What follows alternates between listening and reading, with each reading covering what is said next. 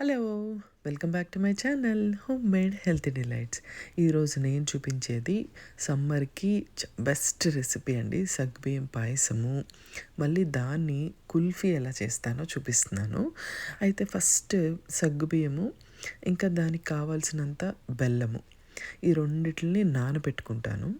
బెల్లంకి మాత్రం చాలా తక్కువ వాటర్ వేయండి. ఎక్కువ అస్సలు వేయద్దు. సగ్గుబియ్యం బాగా నానిపోయింది అని అనుకున్నాక చక్కగా స్టవ్ మీద గిన్నె పెట్టుకొని పాయసం చేసుకోవాలనుకునేది దాంట్లోకి మార్చేసుకున్న తర్వాత ఇప్పుడు దీనికి కొంచెం వాటర్ ఏవైనా పడతాయి అని మీకు అనిపిస్తే కొంచెం వాటర్ వేసుకోండి, ఎక్కువ అక్కర్లేదు. వాటర్ పోసుకున్న తర్వాత దీన్ని మనము కంటిన్యూస్గా తిప్పుతూ ఉండాలి, లేదు అంటే అడుగు మాడిపోతూ ఉంటుంది కదా, అందుకని. తర్వాత కొంతసేపటికి ఒక 5 నిమిషాలకే ఇది ఉడుకు పట్టేస్తుంది. ఎందుకంటే ఆల్రెడీ నానిపోయి ఉన్నాయి కాబట్టి ఎక్కువ టైం తీసుకోదు. అలా ఎప్పుడైతే బాయిల్ అవుతుంది అన్నప్పుడు మనం పాలు పోసుకుంటాం. పాలు పోసుకున్నాక ఈ పాలను కూడా కొంచెం జస్ట్ అట్లా బాయిల్ అవుతున్నాయి అంటే చాలు. ఎందుకంటే ఆల్రెడీ సగ్గుబియ్యము సగం పైనే ఉడికిపోయింది. ఈ పాలు కూడా బాయిల్ అవుతున్నాయి అనేటప్పటికి మిగతా సగ్గుబియ్యం కూడా ఉడికిపోతాయి. ఈలోపు నేను బెల్లము స్టవ్ మీద పెట్టుకుని దీన్ని కరగబెట్టుకుంటాను. ఆల్రెడీ నానబెట్టుకున్నది కాబట్టి ఫాస్ట్గా కరిగిపోతుందండి.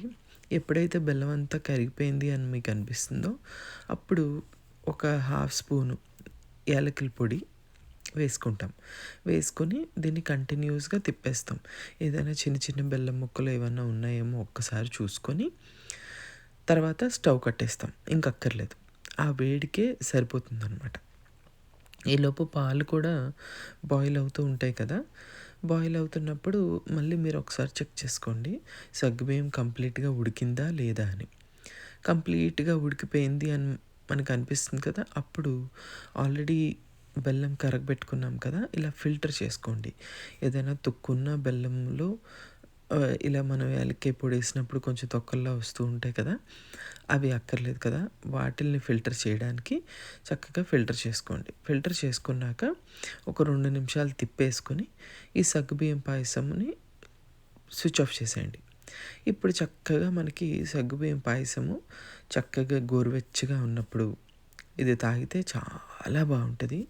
సమ్మర్కి భలే చల్లబడిపోతుందన్నమాట బాడీ. అందుకు సగ్గుబియ్యం పాయసం మనం చేసుకుంటున్నాము. ఇప్పుడు దాన్ని నేను కుల్ఫీ ఎలా చేస్తానో చూపిస్తున్నాను. ఇది కస్టర్డ్ పౌడరు, కొంచెం కోల్డ్ మిల్క్లో కస్టర్డ్ పౌడర్ వేసుకొని బాగా కలిపేసుకుంటాం ఉండలు లేకుండా. ఇది రెడీగా పెట్టుకుంటానండి పక్కన. ఈలోపు సగ్గుబియ్యం ఎంత కావాలో అంత తీసి పక్కన పెట్టుకొని కుల్ఫీ ఎంతైతే చేసుకుంటున్నామో అంత సగ్గుబియ్యంలో ఈ కస్టర్డ్ కలిపిన పాలు ఉంటాయి కదా, అవి కలిపేస్తాను. చాలా స్లోగా వేసుకోవాలి, ఇలా మళ్ళీ ఉండలు కట్టకుండా ఉంటుంది కదా, అందుకని. ఆల్రెడీ ఇది బాయిల్ అయిపోయిందే కాబట్టి కొంచెం పాలే పడినాయి కాబట్టి ఒక్కసారి బాయిల్ అవనిస్తే సరిపోతుంది, ఎక్కువ అక్కర్లేదు. తర్వాత ఇప్పుడు మనం కొంచెం పాలు పోసాం కదా, స్వీట్ సరిపోయిందో లేదో చూసుకొని వేరే బౌల్లోకి మార్చేసుకోండి. ఎందుకంటే మాడిపోతుంది అనమాట. ఆల్రెడీ ముందు పాయసం చేసి ఉన్నది కదా, అందుకని అడుగు అంటుతుంది, అప్పుడు టేస్ట్ మారిపోతుంది అని చెప్పి వేరే బౌల్లోకి తీసేసుకున్న తర్వాత ఇది చల్లగా అవ్వడానికి నేనైతే వేరే బౌల్లో చల్లనీళ్ళు పెట్టుకొని దాంట్లో పెట్టేసుకుంటాను. చక్కగా చల్లగా అయిపోయినాక ఆల్రెడీ సగ్గుబియ్యం ఉంది కాబట్టి ముందే ఇది క్రీమీగా ఉంటుంది. కస్టర్డ్ కలపడం వల్ల ఇంకొంచెం క్రీమీగా అవుతుంది అనమాట. అందుకే నేను ఎక్కువ వేయలేదు, గట్టిగా అయిపోతుంది అని కొంచెం కస్టర్డ్ పౌడరే వేసేసుకున్న తర్వాత చల్లారిపోతుంది కదా చక్కగా. అది ఈ పాప్సికల్ మౌల్డ్స్లోకి పోసేసుకుంటాం కుల్ఫీలు చేసుకోవడానికి అనమాట. చక్కగా దీనికి నేను మూత పెట్టేసి, నేను స్టిక్స్ ఉంటే స్టిక్స్ని కూడా పెట్టేసుకొని ఇది మంచిగా సెట్ చేసుకుని ఫ్రీజర్లో పెట్టేసుకుంటాం. ఇది ఓవర్ నైట్ అయినా ఉండొచ్చు, లేదా 6 to 8 hours, అది మీ చాయిస్. ఎంతైనా ఉన్న తర్వాత చక్కగా మంచిగా గట్టిపడిపోతుంది అనమాట. గట్టిపడిపోయిన తర్వాత మనకి కుల్ఫీలు రెడీ అయిపోతాయండి.